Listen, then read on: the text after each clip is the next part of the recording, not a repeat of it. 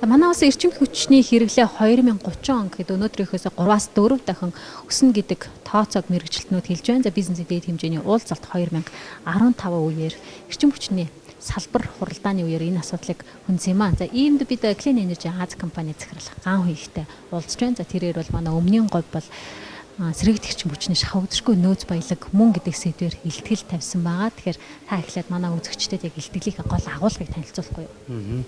Тэгэхээр бид нар бүгд мэдж байгаа одоо өнөөдрийн байдлаар Монгол улс маань насар их одоо хүрэн нүүрс тийм ээ. Нар салхи усны нөөцтэй гэж ярьдаг боловч одоо нийт одоо хэрэглээнийхээ 20% гаднаас импортоор авч штэ.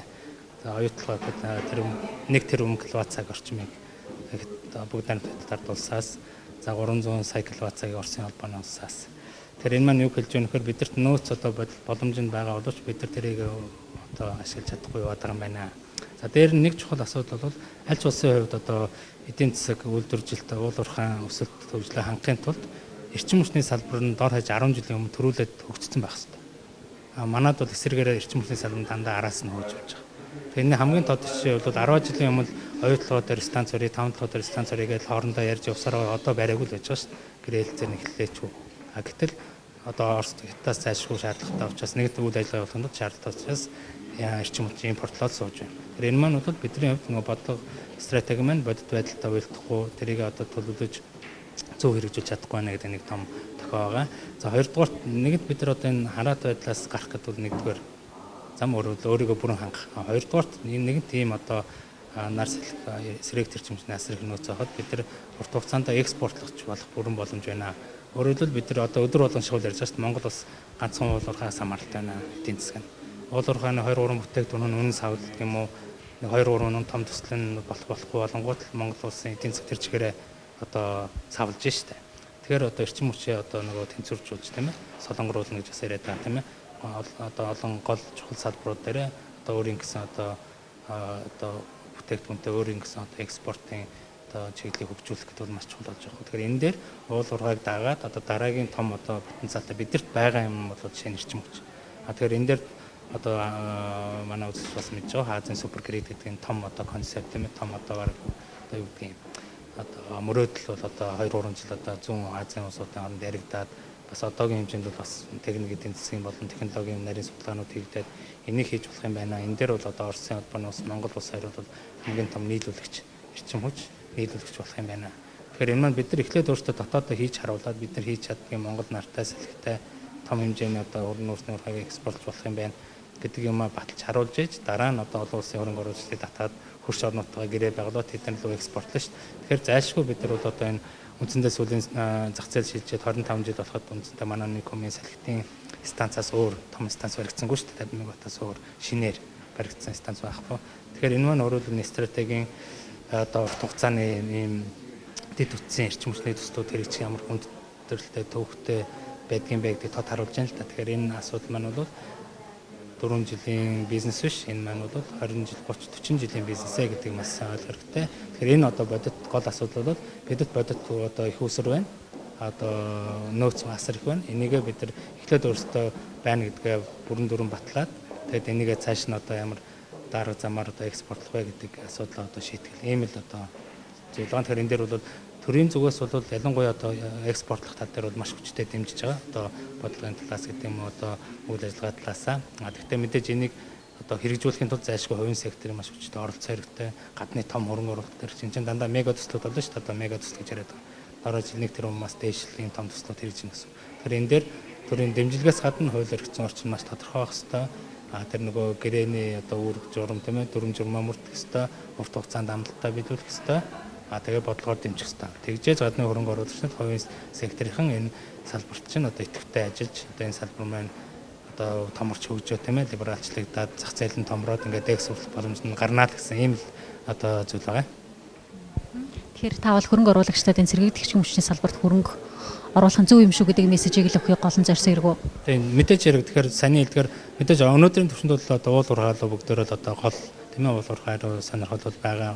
Энэ асуудал бол чухал асуудал. Тэгвэл бидний түрүүний хэлдгээр бид нар өнөөдрөө харах биш 5 жил 10 жилээ харж явах хэрэгтэй. Тэгэхээр энэ дээр бид нар эрчим хүчний салбар сэргээгт эрчим хүчийг одоо экспортын чиглэлээр хөгжүүлэх гэдэг маань бидний Монгол улсын магадгүй 10 жилийн дараа өнөөдрийн уул уурхайтай тэнцвүүс энэс илүү хэмжээний хөрөнгө оруулалт таатах бизнес одоо экспортын их усэр болох ийм бүрэн магадлал байгаа юм шүү. Энэ дээр тийм учраас одоо гадны хөрөнгө оруулагчид хувийн секторынхан нэг маш анхаарч одоо засгийн газар тийм ээ одоо шийдвэр гаргачих ч гэсэн аль аль талаас анхаарад хамтраад явах юм бол боломж нь байгаа гэдэг л гол тийм одоо асуудлыг одоо хөндөж тавьж байна л да.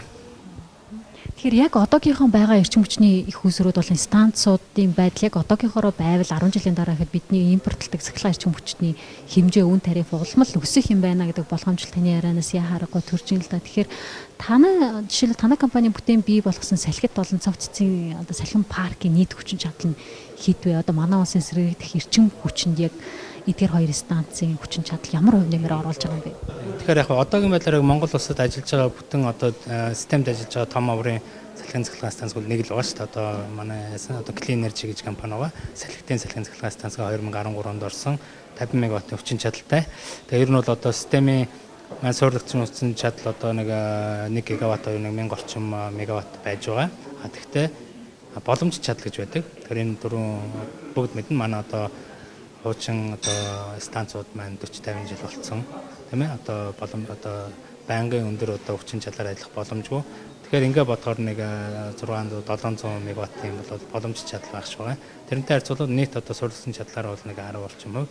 Тэгэхдээ мэдээж салхин паркийн тэр онцлог салхины онцлогоос болоод эрчим хүч үйлдвэрлэдэг одоо эрчим хүчний хэмжээ нь бол арай бага байдаг. Тэгэхээр одоо нийт системд 3-4% эрчим хүчийг бол манай салхины цахилгаан станц үйлдвэрлэж байгаа. За цэцэн ороод ирэх юм бол ингээ бараг 10 орчим хувийн үйлдвэрлэлийг одоо салхин станцаас салхинаас бид нар хэрэглэх. Өөрөөр цэвэр одоо ногоон эрчим хүчнээс одоо бид нар цахилгаанаа хэрэглээд байх боломжтой л гэсэн үг л дээ. Сайн шаны салхин паркийг ус дөнгөж сайхан танилцууллаа шүү. Тэгэхээр бас нэг шинэ тоглогч орж ирж байна. Тэгэхээр үүнээс өөр ойрын хугацаанд яг энэ сэргээгдэх мөрчний салбарт хүл тавих юм өрцлөд байгаа бай. Тэгэхээр яг одоо эрчим хүчний зохицуулах хорон дээр тусгай зөвшөөрөл авдаг. Одоо их усэр барих тийм ээ салхич байна уу, нарч байна уу, нүүрсч байна уу. Тэгэхээр тэн дээр одоо миний санджаар 6 одоо лиценз эзэмшигч байгаа. Нийт 500 мегаваттын хүчин чадалтай станц салхин станц барихаар. Тэгэхдээ энэ бол анх манай 2007 онд авч яснаас хойш ингээд цувраад авсан одоо ийм байгууллагууд байж байгаа, одоо компаниуд байж байгаа. Гэхдээ бол яг тэгэхээр бас цаг хугацаа харахаар одоо хэрэгжүүлж чадаагүй л ингээд процесс одоо ингээд явж л байгаа байхгүй. Тэгэхээр энэ маань юу хэлж байгаа нөхөр энэ амархан юм биш юм байна. Өөрөлдөл энэнийг одоо энэ төслийг одоо бодтойг нь харуулад түрүүний одоо би минийс нэг project finance гэдэг төслийн санхүүжилт. Өөрөлдөл тэр хүмүүс чинь тэр зээл одоо санхүүжилтийг хийж байгаа олон улсын байгууллага, банкуд, санхүүжүүлэгч нар чинь тэр цаасаар чинь барьцаалаад тэр хийсэн гэрээ авсан лиценз тийм ээ зөвшөөрөл юмар чинь барьцаалаад санхүүжилтийг хийж байгаа. Тэр маань баталгаатай биш. Тэр маань мөрдөхгүй. Тэр нь одоо урт хугацаанд биелэгдэхгүй байх юм бол санхүүжилт орж ирэх магадлал багасаал байна гэсэн үг байхгүй. Тэгэхээр энэ маань нэг талаар одоо бид нар ганц салхитын станцаа нэг л станцтай сууж байна. Салхин станц биш. Ер нь станц шүү дээ. Нүүрсч байна, усч байна. Одоо эгийн гол 22 жил яриад явж байна. Нэг л станцаа сууж байна гэж чинь тэр амархан бишээ тэр мөнгө чинь санхүүжилттэй чинь тийм амархан өгчдгүй байна гэдгийг харуулж байна. Тэгэхээр ойрын үед одоо ялангуяа сая өнөөдөр их хурлын нэгдсэн чуулганаар төрөөс оримтлах эрчим хүчний бодлого, сэргээгт эрчим хүч болон эрчим хүчний хуулийн нэмэлт өөрчлөлт оруулах хуулиуд бүгд батлагдчихлаа. Тэгэхээр энэ дээр бол нэлээд олон тийм давуу тал гэдэг юм уу бас энэ шинэ нөхцөл орчин зах зээлийн болон одоо хувийн сектор хөрөнгө оруулалтыг татах нөхцөлийг бий болгох юм залтууд бол бас боломжийн хэрээр орсон гэж бид нар үзэж байгаа. Тэгэхээр энэ маань бол энэ салбар ялангуяа одоо сэргээгт эрчим хүч салхин цахилгаан станцуудын дараагийн төслүүд бүрэн хэрэгжиж ажиллах одоо ийм боломжийг бас нээхэд төхөн болох байх гэж бодож байна. Бид нар цэцэгийн 50 мегаваттын станцын хувьд бол энэ маань 5 станцаас 5 уурхаагаас ойрхон 20 км-т байрладаг. Одоо маш олон давуу талтай ийм байрлал болон одоо ийм төсөл байгаа. Тэгээ бид нар эх жилдээ ер нь амжилт ашиглалтанд оруулна гэсэн өөрөө салхитынхаа туршлагаас одоо бид нар чинь нэг алдаж оноод юм хийгээд үтцсэн учраас одоо бид нар бол 16 онд багтаага ашиглалтанд оруулж байгаа гэсэн юм зорилт тавиад ажиллаж байгаа. Салхитын салхин парк 50 мегаваттын хүчин чадалтай гэж та хэллээ. Гэтэл зарим тохиолдолд энэ станцын одоо эрчим хүч үйлдвэрлэх тэр үйл ажиллагаа хязгаарлах шаардлагыг тавьдаг гэж би дуусна л да. Энэ ямар шалтгаантай юм бол? Тэгэхээр яг түрүүн 1 гигаватт буюу 1000 мегаваттын маш жижигхэн систем манай улсын төвийн бүсийн систем нэгдүгээр, хоёрдугаарт одоо эмзэг гэдэг юм хэврэг гуравдугаарт бие дааж одоо амьдрах гэдэг юм тийм бие дааж оршин тогтнох боломжгүй. Өөрөөр хэлбэл дандаа нөгөө олон жил болсон хүчний одоо нүүрсний одоо дулааны цэглэн станцууд байгаа учраас одоо ямар нэгэн байдлаар том аваар бас гарахад одоо систем нуурах тийм ээ нөгөө бид нар блэкаут болго магадлал маш өндөртэй. Тэгэхээр бид нар Оросоос одоо холбоотой Оросоос байнга одоо ямар нэгэн байдлаар тохируулах гэдэг юм уу тогтворжуулалтаа хийгээд ингээ аюулгүй байдлаа хангаад байж байгаа шүү дээ. Тэгэхээр энэ маань бид нар өөрөлдөл стратегийн том нэг чиглэлтэй үндэсний аюулгүй байдлын нэг чухал салбартаа бас л гадны хараа тавиараа байна л гэсэн юм уу л дээ. Тэгээд энэ систем нь жижиг учраас тодорхой хэмжээгээр одоо нөгөө манай дээр нь манай өөрийн нөгөө хэрэглээний онцлог гэж байна. Өөрөөр хэлбэл манайх маань үйлдвэржилт одоо эрчтэй хөгжиж чадахгүй байгаас болоод өдөр шөнийн хэрэглээний одоо нөгөө зөрүү их байдаг. Өдрийн хэрэглээ өндөр, шөнө одоо хэрэглээ маш болдог. Тэгэхээр энэ дээр нөгөө маневрах чадвар багтай одоо дулааны станцууд маань одоо техникийн боломжит одоо нөхцөл байдлаас хамаарат одоо тодорхой хэмжээнээс доош ажил одоо юу одоо үйл ажиллагааны хязгаар болохгүй болчдөг. Тэгэхээр ялчгүй шөндөө нөгөө хэрэглээ багасчдаг. Тэрийг одоо Орслоо өнгөө шахуу урсах болдог. Тэгэхээр энээс хамаарат бас тодорхой хэмжээгээр салхитын шөнийн үйлдвэрлэлээс хязгаарлахын тохиолдлууд гарч байгаа. Гэхдээ энийг яг бодлогын түвшинд болон одоо юуны гүйцэтгэх төвшөнд одоо шийдвэрлэхээр бид нар ажиллаж байгаа. Одоо эрчим хүчний зохицуулахаараа мэдээж эрчим хүчний ямар толгойлоо эрчим хүчний зохицуулахаараа дамжуулах компани диспетчер үндэсний төв байгаа газруудаа ажиллаад энэ маань бол бидний аль алихын талныхын хувьд анхны одоо ийм станц анхны учраас одоо олон одоо бэрхшээл гэдэг юм уу одоо шинэ зүйлийг даван туулж ингээд нэг нэгээр нь тодорхой хэмжээ шийдэж явж байгаа. Энэ асуудал ойрын үед шийдэгдээд ингээд хэвээ ажиллана гэсэн юм бол бүрэн одоо итгэлтэй байна. Төсөлтөнд би танаас ахад нэг зүйл асууя гэж бодлоо. Та түрүү ярианда Орос улбаны ус болон Монгол улс 100% Азийн орнуудад эрчим хүч нийлүүлэх бүрэн боломжтой гэлээ шүү дээ. Тэгэхээр энэ 100% Азийн орнуудад үнэхээр юм эрчим хүчний эрэлт хэрэгцээ нь байгаа юм уу? Тэгэхээр Хятад бол 2013 оноос хойш дэлхийн хамгийн том эрчим хүч хэрэглэгч улс болсон. Тэр нь одоо жил ирэх тутам нэмэгдэж байгаа. За дээр нь 13 оны удаар 12 гигаваттын одоо чадлын дутагдaltaй байна гэсэн тооцоо байдаг. 12 гигаватт гэдэг маань Монгол улсын нийт эрчим хүчний сурдагцсан чадлаас 12 дахин их гэсэн үг шүү дээ. Тэгэхээр одоо дээр нь одоо цаашаа улам нэмэгдэх магадaltaй. Япон, Солонгосын хувьд бол өөрсдөө нөгөө эрчим хүчний их усруу дандаа одоо импорт гэдэг юм уу тийм ээ. Одоо сараалт, хамааралтай дээр нь маш үнэтэй. Тэр утгаараа одоо тэд нар одоо эрчим хүчнийхээ их усруудыг төрөлжүүлэх. Тэгээд нэг газраас хамааралт ус хэд хэдэн их усур одоо хэд хэдэн сурвалжтай байх гэдэг энэ үднээс одоо энэ Азийн супер грид гэдэг энэ одоо юу төсөл гэдэг юм дөө энэ бол том жинхэнэ мега төсөл одоо маш их сонирхож хүчин чармаал тавьж наривчилсан одоо техникийн судалгаанууд хийгдсэн байгаа бүр.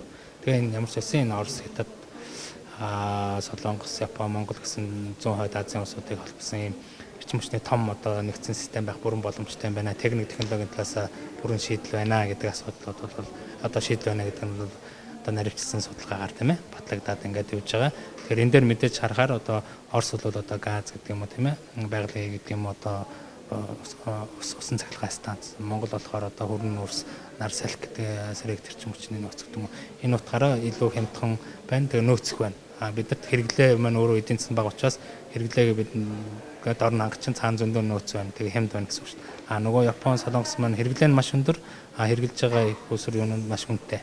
Тэгэхээр тэр хэрэглээг аль болох бас хямдхан их усрээс авчсан бол тэдэрт бас ашигтай. Тэгэхээр энэ маань өөрөө хоёр ийм өөр одоо системд мөр онцлогтой эрчим хүчний хэрэглээ болон одоо нийлүүлэлт талаас ийм хоёр өөр онцлогтой хэсэг улсуудыг хооронд нь тэнцвэржүүлж өгч байгаа. Аль алинд нь өөрөөр аль алинд одоо ашигтай одоо хувьбар гэсэн байхгүй. Тийм учраас одоо энэ төслийг бол аль аль энэ улсуудын засгийн газрууд дэмжиж одоо ингээд явуулж байгаа. Урагшлуулж байгаа. Гэхдээ энэ бол маш том төсөл учраас цаг хугацаа шаарддаг баг. Гэхдээ бид нар бол энэ төслийн одоо энэ чинь өөрөлд эхлээд тавдан зэрэг холбогдчихно гэж байхгүй шүү дээ. Эхлээд нөгөө балетрал гэдэг одоо манайх Хятадтай холбогдох ч юм уу, Орос, Солонгостой холбогдох ч юм уу, дараа нь Орос манайх холбогдож байгаа Японлууч гэдэг юм өөрөө системтэй үе шаттай явна шүү дээ. Тэгэхээр бид нар эхний ажилд өмнө говьд нар салхи байна, энэ чинь станц ажилтны гэдгийг харуулж өөртөө барих хэрэгтэй. Нөөцтэй юм байна, хүчин чадалтай юм байна, үр ашигтай юм байна, хямдхан нийлж байгаа батлан харуулна. Тэгвэл бид нар яриад болохгүй шүү дээ. Хоёрдугаар тэрийгэ дараа нь хамгийн ойрхон байгаа одоо дээр нь эрчим хүчний хэрэглээ шаардлагатайгаа Хятадгаа экспортлох хэрэгтэй. За тэрний дараа урт хугацаанд бус тусуудаа холбогдоод одоо network тийм ээ эрчим хүчний том сүлжээ үүсгэх. Гэсэн ийм л асуудал байна. За танд баярлалаа. Бид та бүхэнд Clean Energy Аз компани гүйцэтгэгчрэл гавьгийн яриаг хүргэлээ.